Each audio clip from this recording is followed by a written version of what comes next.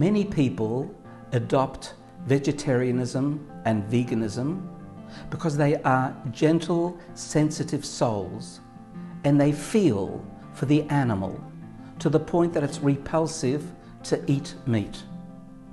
And this is an admirable trait, and that kind of sensitivity we should all try to adopt for ourselves. So why is it that we eat meat in the Jewish tradition?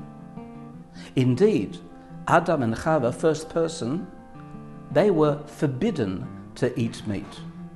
They weren't carnivores, they were vegetarians. You see, after the flood, something changed. After the flood, the Laibl, humanity had learnt an important lesson.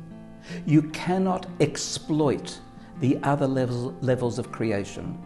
There is the human, there is the animal, there's the vegetable, the plant, and the inanimate.